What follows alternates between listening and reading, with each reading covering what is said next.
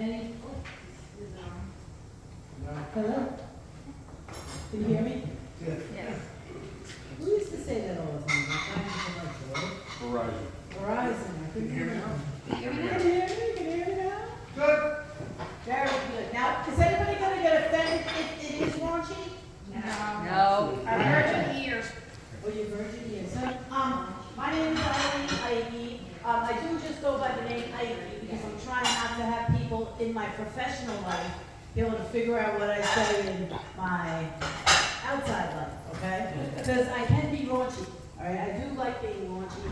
Everybody says, yo, you're too raunchy. I just like raunchy. And the thing is, there are too many dicks and not enough chicks on the mic. The guys get up there, they talk about their dicks all the time. Okay, and as soon as you start talking about dicks as a female, everybody's like, oh, girls like dick, right, girls? Well, most of us like dick. I'm an avid hard-on enthusiast, okay? I like a hard dick. Sorry to disappoint. Oh, I'm sure I can get you going, buddy. I'm sure. Before I get off the stage, you're gonna have a big, big heart on her. Raise your heart on her. You're gonna take her, you're gonna take her on the gym. That's what you're gonna do, I promise you. Don't worry. Now, anybody here drink, what's the drink? I love the drink. Oh, what is it called? Fireball whiskey. Sure. You like Fireball back there? Oh, ain't it good? Now let me tell you, people drink Fireball the wrong way, okay? They take it, is that a signal that I have to get off? They take the little Fireball and they down it, right? But that is not the way you drink Fireball whiskey. You take it in a cup, you put the ice in it, okay? And you let that shit swirl all around your tongue. I am telling you that within 1.5 Fireball whiskeys, you will want to just seriously take the person next to you and start fucking making out. Your tongue is going to be like, it just makes your mouth feel like, whoa. And then it also makes you feel a little bit, ooh, right? But, so now I'm a little old, okay, so it's not as easy for me to get turned on like I used to. I've been married for almost 40 years. Almost 40. I'm going to be married in 6 months, 40 freaking years! I'm so sorry. Thank you. Thank you. Huh? Consecutive years. She's also married. Fucking yeah, consecutive years. Who's going to get married and then not be married and then get married again? Not me. One man, 40 fucking years. The same man. There it is.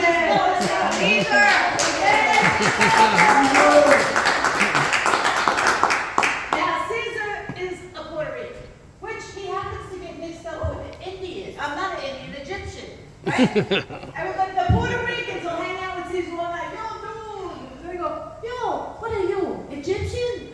Caesar's like, no, I'm a fucking New York Rican. I'm Puerto Rican. So, people say to me, hey, Eileen, do you speak Spanish? I'm like, shit, I make love in Spanish. After the 4th or 5th round, I sound like Roberto Duran. No mas, no mas.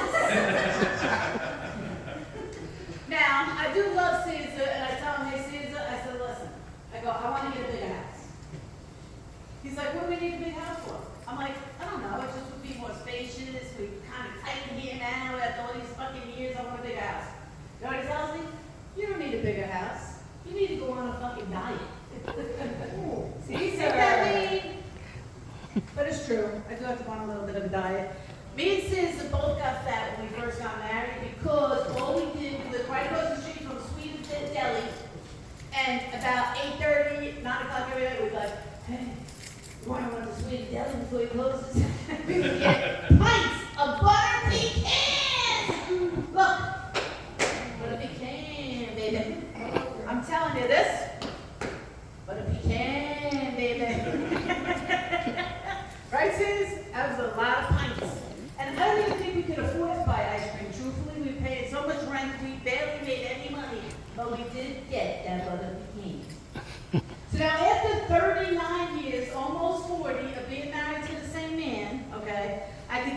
that because I'm getting older, like I admitted before, it's not easy to get I get turned on, but my body don't work as good as it used to, okay?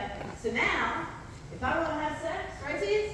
I gotta get ready, all right? I gotta go, all right, I'm gonna go down. I go in, right? I try to be quick, but I gotta put the gel in. I have to use gel, ladies. After a while, you're gonna be gelling just like me, okay? There's no avoiding the gel. Unless you don't ever want to have sex again in your life, which you probably do not want to give up sex. So you put the gel. So I'm in the bathroom. Get the gel, Ooh, I got the gel. I'm ready. I put my little nightgown on. I'm ready. And that motherfucker fell asleep. So he went right to sleep on me. But I would say that after 39 years of marriage, I have really mastered getting the shit stains out of his underwear. And I'm telling you, I scrubbed. And I found that the best scrubber is his fucking toothbrush. Smile, see, show him how shiny your teeth are. Now, when I met his family, okay, for the first time, I went to Brooklyn, New York, that's where he's from, and I was all excited to meet his family. But I don't speak Spanish, nothing. Now, after all these years, I can say two things. Yo quiero comer con el quizá. Anybody speak Spanish here? Yes. What did I just say? Say it again. Yo quiero comer con el quizá. I want to eat some kind of steak. Yeah, beef stew. These are Argentina. Oh, and then I can say, estoy enamorada de ti. What's that? I'm in love with you. Okay? Those are my two claims to fame.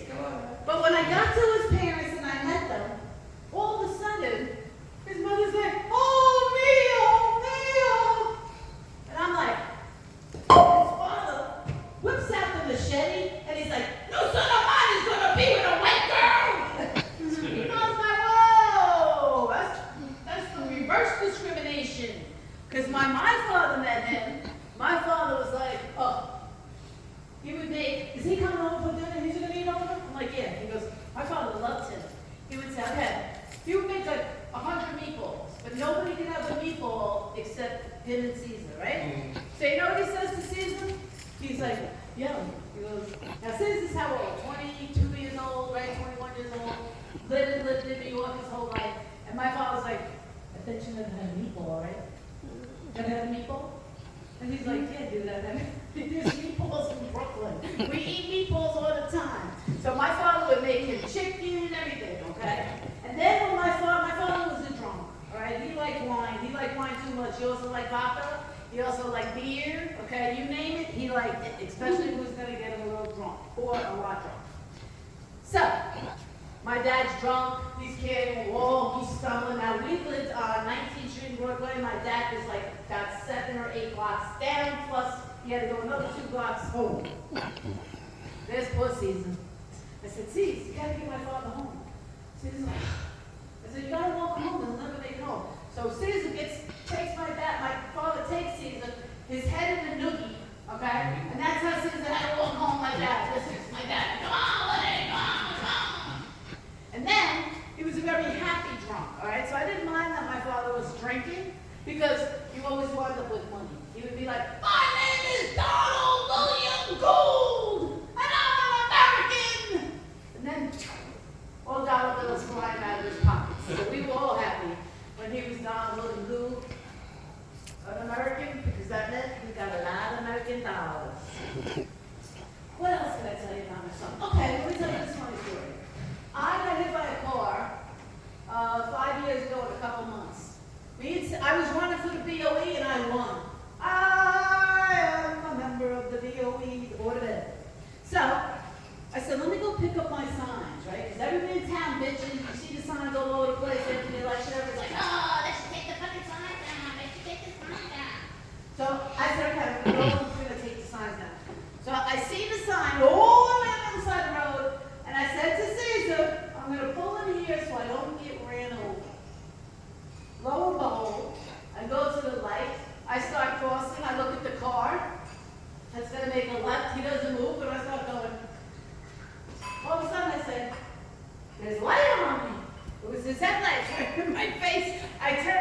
there he is, okay? Just running me over. And he's right, I hit the car, right on the driver's side.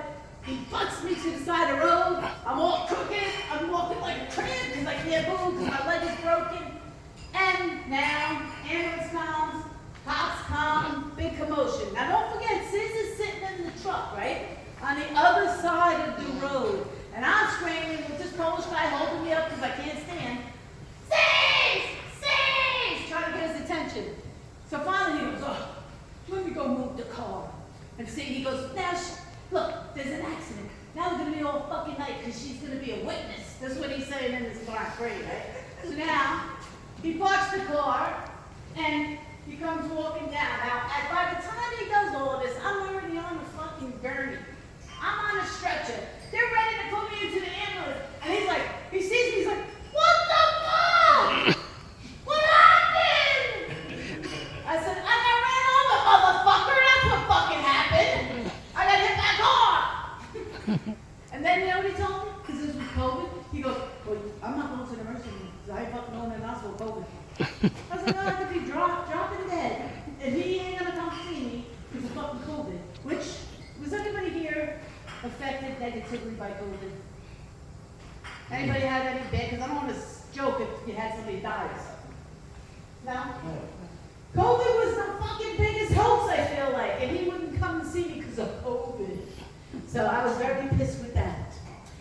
So, how many people, okay, the last snowstorm, did anybody get a ticket for not moving their car out of the street? No? Okay. My town, I had one car, poor Caesar, had to get everything, he did all the shoveling because I don't shovel. I'm too lazy. I do not shovel. I don't really do much, okay? I'm not gonna lie. So he had a shovel. So he shoveled out the front, the staircase. We couldn't even get out of the house. He shoveled up the steps. He shoveled the freaking walkway. He shoveled out one car. He shoveled out the second car. He shoveled out the third car. And by the time we got to that fourth car, it was getting dark. Fucking ice ball was coming down. And he said, fuck it. Do you know that I got 3 tickets? 3 tickets for one car because I didn't move it out of the sun. Isn't that fucked up? Where do you live? In Salem. So then they said it's a mandatory court appearance. Each ticket is like $100-something. So, and then they told me, oh, Eileen, well, not just Eileen, but all citizens, if you could have took your car and parked it at the end of this block. The end of the block, first of all, that thing is like 2 miles long, right? You have to go down a fucking hill to where they have the softball fields. How the fuck am I getting downhill with my car, parking it, and then I have to walk up that hill? There's no freaking way. So I have to fight the ticket. They had us going to court the other day, and then I was all ready. I had fucking pictures, I had everything, of the whole storm, everything. And they fucking changed the date to April, and now it's virtual. All my pictures, all my plans, I fucking write every law, everything. All for nothing. Because this is what I think they're going to do. If it's virtual, they're going to have how many people that got all the tickets, right, in this virtual meeting, and you're supposed to be able to talk to the prosecutor to get the ticket negotiated down, right? That's a fucking right you have as a citizen, correct? Anybody here a legal person? No. All right, so fuck that. I'm entitled to talk to the prosecutor, right? Guess what? I'm not going to be able to talk to a prosecutor if I'm in a fucking virtual. So I'm thinking they're going to eliminate those tickets for everybody across the whole way, right? Have us all in the room and say, listen, we're going to eliminate the ticket. Order to it. We're going to void these tickets, but you still got to pay $30 or $50 court fee, right? They'll make all money on us for the court fee, and we don't get them stupid tickets anymore. That's what I'm thinking. That's what I'm hoping. That is what I'm hoping. Now, I did get a ticket one time because the cop, have to go back and more story. How many people here have ever feared that they were going to shit their pants? Wow, it's more common than I thought. Now, how many people here have actually shit their pants? Yeah. No shame. You did? Yes, ma'am. See, I knew you were a man.